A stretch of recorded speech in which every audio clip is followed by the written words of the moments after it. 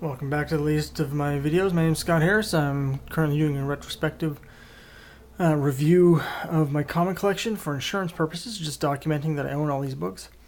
And in this video, we're just going through some of my higher grade silver and bronze age books, as well as various key issues from my collection that don't really fit into any of my other videos. So in the last video, we covered the letters A up to H, and here we are starting with Incredible Hulk 135. This has a Kang appearance, which is why I own it. I can't stand the Hulk as a general rule, but this is a pretty cool cover, and I do like Kang. This is a higher grade copy that I got at a comic show a few years ago for $10. It does have some damage up here at the top, some dings, a couple spine ticks. It's probably still a 7.5. Maybe only a 7. It does have a small tear at the top staple, although it is still attached. Here's a nice copy of Iron Man 18. I like this cover. This crosses over into Avengers 69. We see the Avengers here with the floating heads, as well as Madame Mask. Structurally, this is a really nice book. It does have tanning along the edges here.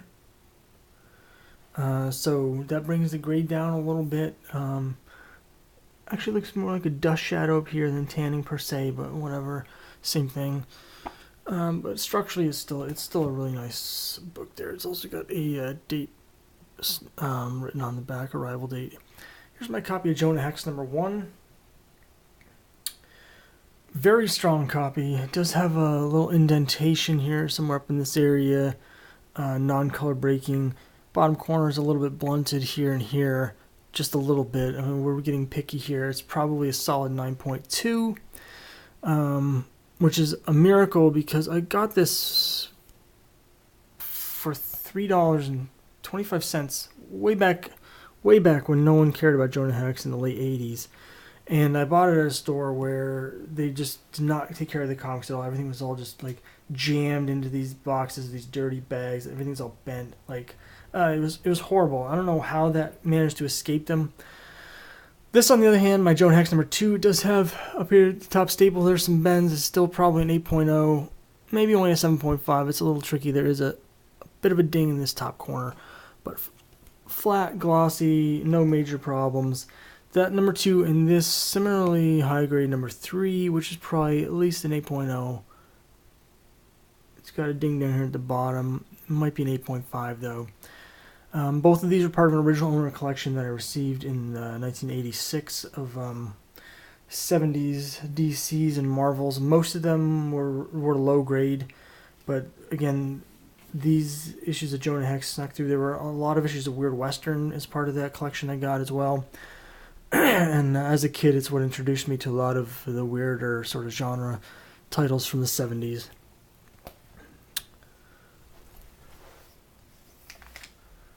Here's one of the gems in my collection. It's Jughead #1. Came out in 1949. This is a situation where I don't really know how much this is worth because it's very low grade. It's probably a 1.0. It's got a loose pages here, loose centerfold, I think. I'm not sure it's actually detached. I think it might just be loose, but you can see the pages sticking out. It's got a tear here. The spine is broken in several places here, so if you hold the book, it just flops over. You can see a big, you probably can't see, but right here, there's a bend in the comic, and another one here from the spine being broken. It's just very mistreated. There's a tear here. Like I said, the tear here is probably a 1.0. I can't see giving it a 0.5. It's complete and no pieces missing or anything.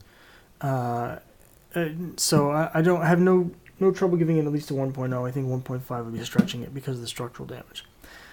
Anyway, like I said, I don't know how much it's worth. Book value on this is probably over 100. I got a really great steal on eBay. I got it for $22, but replacement value on it, I mean, I think it would cost me at least 100 to get this something like this from a dealer. I saw a copy of this at a store in Oregon in higher grade, but probably still only a 3.0, and the guy wanted $550 for it. So I'm just counting my blessings that I got that cheap. Here's Justice League 87. A little bit of tanning on the white part. This is probably a 6.0. There's a couple problems you can't really see there, but it's a very nice looking book, presents very well. This has an unofficial Avengers crossover with the Squadron Supreme storyline in Avengers 85.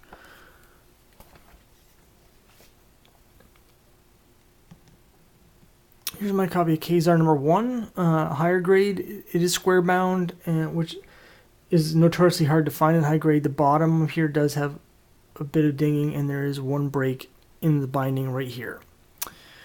There's a little mark here on the spine, a spine tick as well, but it's not. It does carry through a little bit actually on the spine, but it's not as bad as this one. Still overall, for a square bound, really hard to find. This has an Avengers story in it. That was, I don't know what it was intended to do. It starts Hercules. It's not a reprint. It's an original short that doesn't go anywhere at all. It sort of ends in a cliffhanger that's, I don't think it's ever resolved. I think it was like a tryout story for some new Marvel people, and just they decided to publish it here. This issue is somewhat infamous. Supposedly there's an F-bomb written somewhere right here in the inking. Someone decided that the black lines in this spells the F-bomb. I mean, I don't know. I think sometimes people have too much time on their hands, but anything's possible.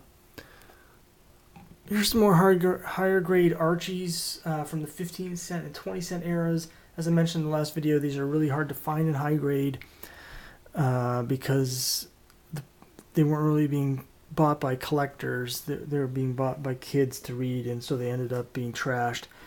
Again, these issues are extremely easy to find for under $1 if you just want to read it, but if you want a nice copy, they're very hard to find. These are not super high grade, but they are probably in the 7 range. And in some cases like this, maybe a little bit higher. Has some bends here. These are issues of Life with Archie. I got these in a big lot of books that were actually, in all things considered, pretty nice, generally speaking. They were mostly mid-grade Archies instead of low-grade, which is what you usually see. But it did have a few standouts like these.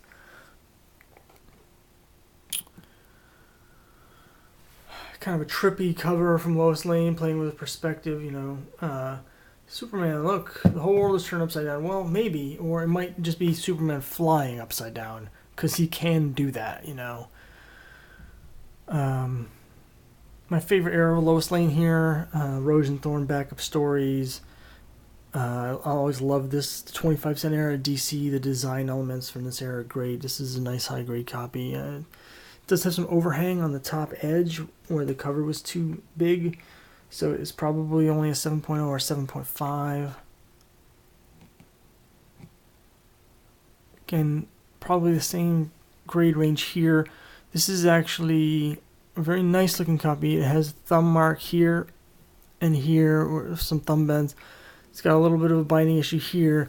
I think this was originally production related because the binder tears happen up in this corner of the bigger books all the time. In this case, it looks like someone might have caught that tear at some point and accidentally expanded it, because it does go into a couple pages.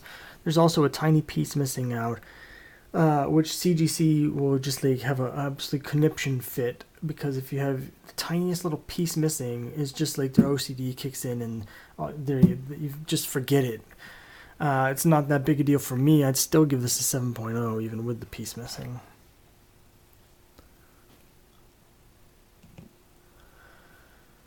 Marvel Premiere number 3. Doctor Strange gets his own series back after a couple years in limbo. And maybe literally in limbo. It is Doctor Strange after all. Nice black cover. This has a couple of spine ticks along the edge here, which is par for the course for books with black covers.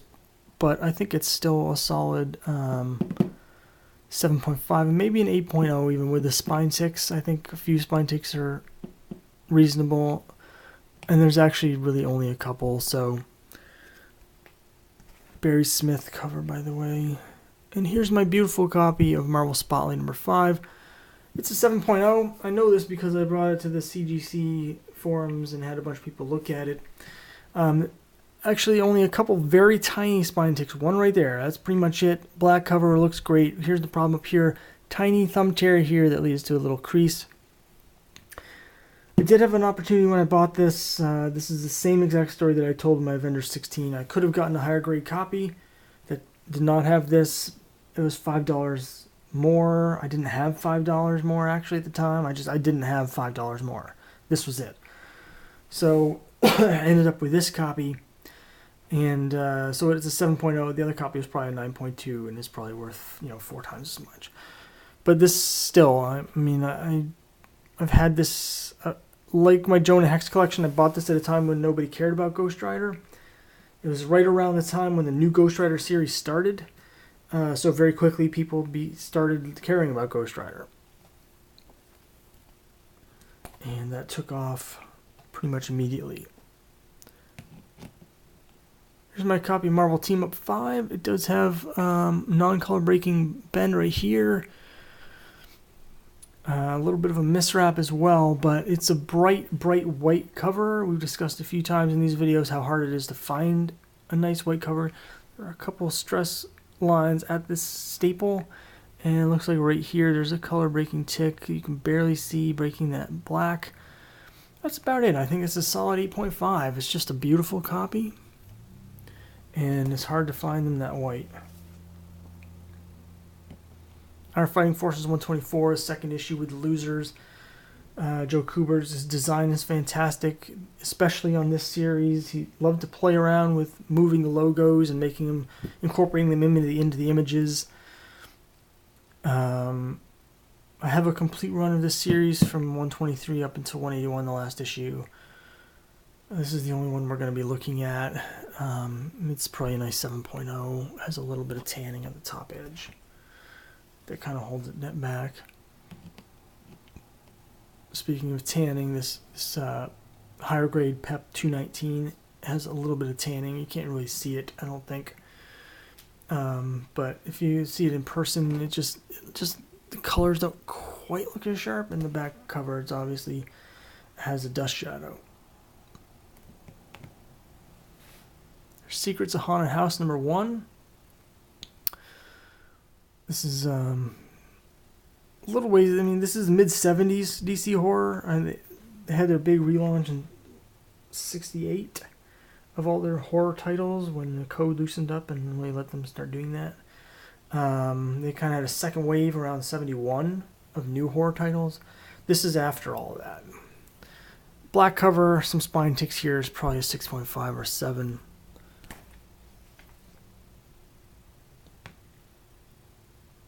This is my only Golden Age Wonder Woman comic at the moment. I'm hoping to get more. It's a Sensation Comics 66 with a cool cover. It is lower grade. It has a dust shadow. You can see here dust shadow, and Dust Shadow is obviously a book that was lying on it, tilted at this angle. When I got it, I did something really dumb, which has not luckily affected it. There was a piece up here that had been bent over, and had stayed bent over probably for 50 years. It become kind of brittle. I just didn't like the way it looked, so I bent it back up. It was a really dumb thing to do. It could very easily have come off. It's better to have it bent over than missing. Luckily for me, it did not come off, and it looks much better that way. So, whatever. The spine is split, strangely enough, between the staples. Usually a spine split will be at the bottom. There's just a little bit at the bottom. Usually it'll be up to the staple or down. In this case, it's in between the staples. That obviously lowers the grade quite a bit. I bought this as a 2.0. With the spine split, it probably technically is structurally a 2.0, but it presents much higher grade because there's no creases or anything on the cover. It looks like a 4.5 or a 5 even, but the tanning, the slight brittleness where the dust shadow is, and the split bring the technical grade down. This issue does have Joe Kubert art in the Wildcat backup story. Speaking of tanning, Here's a copy of Sergeant Fury number 13 with the classic Captain America cover. Really bright colors. This is going to sound weird, but in my experience, when you have a book that has some tanning on it, a lot of times the colors are actually pretty sharp if the tanning it doesn't overpower them. I think it's because it's kind of the opposite of fading. You know, it's getting darker instead of brighter, and so unless it goes too crazy, it actually makes the colors really kind of pop out, and that's what we have here. The cover is actually slightly brittle, which is bad. The interior pages are not that bad, though. It's got a little bit of Marvel chipping here. It's a little hard to tell what the grade is because of the tanning. I think I bought it as a 4.0. I traded a very high grade X-Men 95 for this and a bunch of random DC Bronze Age books. So I don't know, this might only be a 3.5. It's hard to tell. It does have a little bit of creasing here, but it presents very, very well. And it's a classic cover. Speaking of classic books, here's Sergeant Fury 18. And this is probably only a 6.5. It's blunted. Bottom corner here is blunted. And a little bit here. It's got a little bit of tanning. You know, it's supposed to be a white cover, but it's obviously cream. This is the death of Pam Halling, and this is a classic turning point in the series. I have a few higher grade Sergeant Furies here. Structurally, beautiful book. Spine is dirty. It's a little hard to tell whether that's tanning or dirt. It almost looks like foxing a little bit, but since it's only on the spine, it's difficult to tell. The back cover looks like foxing. Hard to give a grade on that, but structurally really good.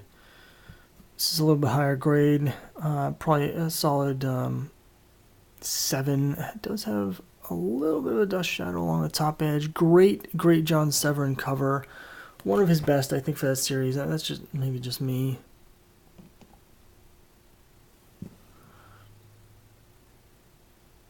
This story, Gary Friedrich was a big fan of completely ripping off different movies, and I forget what the name of this movie is, but this story in this issue is a blatant ripoff of a famous movie about two prisoners, one white and one black, who escape from prison, but they're handcuffed together.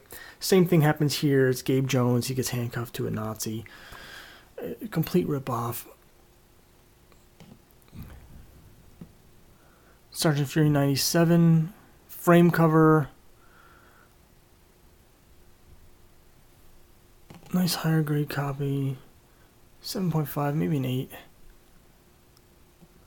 Here's 100. I have a very nice copy of this. It's not perfect. It's probably a 7.5.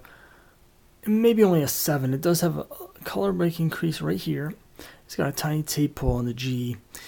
A little bit of bending here. I think a 7 would be a good grade for this. One of my favorite issues of the whole series takes place in the present day. In my present day, I mean 1972. At a Howler reunion, Stan Lee is presiding over it. An assassin tries to kill Reb Ralston because he's become a senator pushing for civil rights bill because of his friendship with Gabe.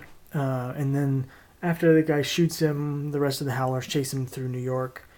Some great art, really innovative layouts. And we're not gonna get through all the Sergeant Furies here. This will be the last one for this video. Sergeant Fury number 106. A few spine ticks here. It's probably a 7.0, maybe a 7.5. It's very, very sharp. After the frame era, again, we have the half frame. We talked about, I think, at the last video. They briefly went to this half frame after the frame era ended. I'm a big fan of this era from the design standpoint. Some of Marvel's best. So that's it for this video. We'll be picking up with more Sergeant Furies next time and more random back issues.